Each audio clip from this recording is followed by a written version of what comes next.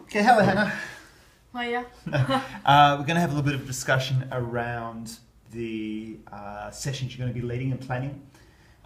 We might focus on the tennis sessions that you're going to be planning for our Key Stage 3 students, both the severe learning difficulty students and the moderate learning difficulty students, the two different groups that we have.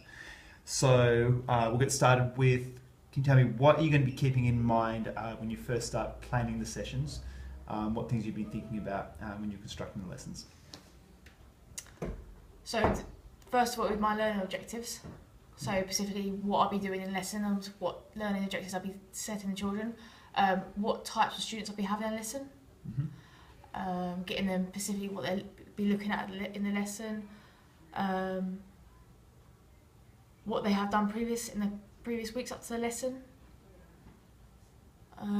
When you talk about specific learning objectives, can you give me an example of that? Say for the first session you're going to be doing with them next week, what are you going to be planning to do with them? Going through what they need to be, so getting them into the starting point in tennis would be getting them in the correct starting position. So be able to hold the racket in both hands, bend their legs in the ready position. Also the court awareness of where they need to be positioned during their participation, so where they need to be positioned in the court if the ball comes over and they're ready to hit it with the ball in the correct ready position. Great. What would you think about when you start planning it? What are you going to be thinking about the ability levels? What are you going to make sure you have? Clear communication for each student of what they need to be in. So some students might be not able to understand clearly, so verbally be able to demonstrate them. So I would have some of the SLD students I would actually need to demonstrate physically wise of what they need to be doing. So for example, some of the students in our SLD class we need to put both their hands on a racket and show them in the ready position, and this is how they will need to be positioned compared to an MLD class, which I will actually be able to verbally talk to them through the process and they will easily understand that way. Great, okay, so when you're thinking about the communication you're going to be having, what kind of things are you going to be thinking about in your planning about making sure you include communication-wise with the SLD students, the lower ability students? So signing, so Makaton to know signing to them, demonstrating so how they should be doing something. So example, how to hold a tennis racket and how they should be positioned. So I might have to show them this, but I also might need to assist one of them as well. So show them lifting their hand and actually show them when they need to hold it, how they should bend their legs.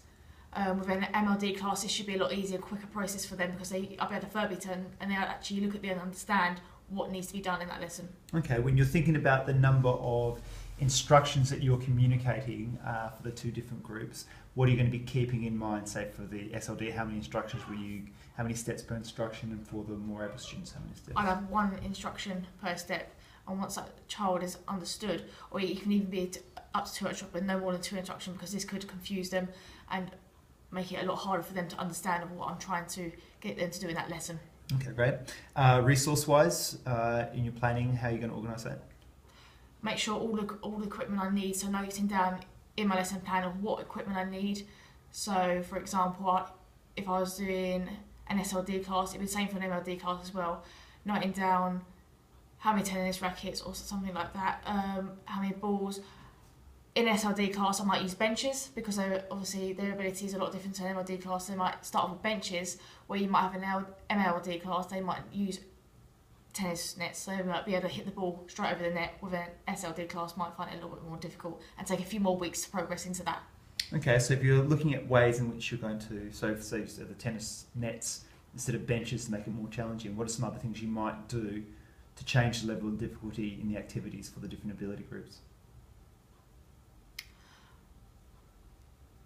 Might set out, if for an MLD class, I might set out benches to start off with and half the court nets and see how they got on, so analysing how they perform, and if they're achieving this, I might change the whole of the lesson to the whole of the nets to make the whole lesson all the students have nets and see how they get on with this. If they are still struggling, then I can go back, take a step back and go back into benches and get them to improve until they feel they're fully confident to be able to use nets. Okay, what about some of the other equipment you're using? Tennis rackets, I wouldn't go straight to tennis rackets with an SLD class. I'd get them to just do throw ball, which is basically them having a partner across the bench and be able to throw the ball over, but the ball must bounce in the opposite opponent's court, so the person opposite who they're working with can catch the ball. And if they progress up there, then they can start using their hand as a racket, so using their hand as a racket. But with the size of the balls, I wouldn't go straight into a tennis ball with an SLD class. I'd use a larger size ball so they'd be able to hit it. And if they find it's too easy, challenge them and start using a small tennis ball with their hand. Great. In the lesson, in the session, what are you going to be doing to keep in mind time management? How are you going to be timing each of the activities? This will be me analysing them and also other members of staff as well. So watching them, how they're progressing, see if it's achievable. If they're finding it too difficult to achieve, then I can take a step back and simplify it and make it a lot more easier for them to achieve. If they are progressing and they find it too easy, then I have to come up with a learning objective or a sideline of a learning objective to see how I could challenge that pupil or those group of pupils. Okay, great.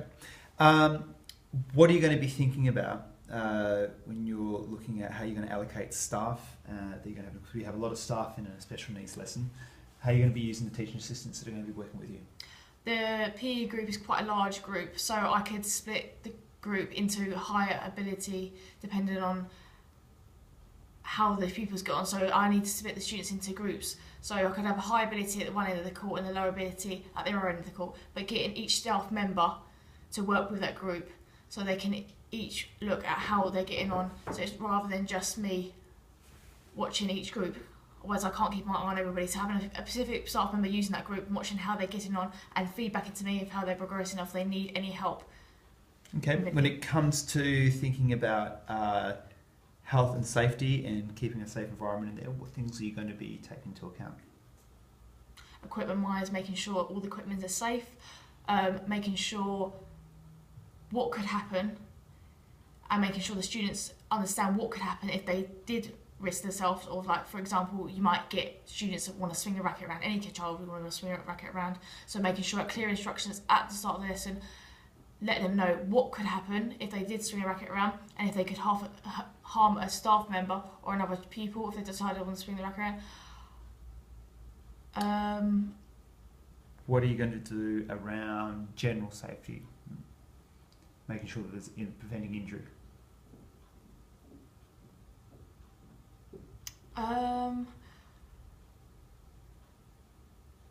So if I had a student who gets distracted quite easily, he or she finds it hard to listen to clear instructions, I could sit them down at the start of the lesson and make sure they understand the two clear rules of what I want them to do. So one could be listen to clear instructions while a member of staff is talking, and to consider all health and safety. So I can name two health and safeties, like other pupils around them. Please don't, you've got your friends around you, do not swing the racket around as you could harm your own friend during lessons. Yep. So it's basically naming clear instructions to the pupils, even a one-to-one with the pupils that find it quite difficult to be able to sit down calmly and listen during class. So what are you going to do for students that do get distracted easily, which you have a lot of? What are you going to do to remove those stresses both for you and for the students in the lesson? What things are you going to keep in mind? Distractions and the noise levels during class, because noise levels can be quite high and this can distract the children to be quite restless. So noise levels are quite a major one during class, so keeping those at a minimum level, which will keep the lesson quite calm, and they will find they can be able to concentrate and get on with the learning objectives they need to complete, rather than having noise levels quite high, which can cause distress to the children. Okay. In regards to how you're going to lead the session, the kind of style you're going to use, if we think about whether you're going to be more autocratic or democratic, will there be any difference in the way you lead the session with the two groups, with the high ability group and the sort of the less able group? Yeah, the SLD class I'd consider using autocratic because they take a lot of time to be able to focus on something and be able to achieve it in a long period of time. So they need a long process of being able to achieve something. So they need step-by-step help of how to. So, for example, in tennis, of being able to be in a ready position. For them, you would actually have to put their hands on the tennis racket and have their feet and show them where their feet needs to go on the floor for them. So they need step by step. So it's like instruction by instruction, step by step. I wouldn't be able to give them anything that's democratic because it'd be quite hard for them to be even to follow the simple instructions I'll be giving them. But with an MRD class, this is be able to challenge us. So be able to give them a democratic achievement or progress.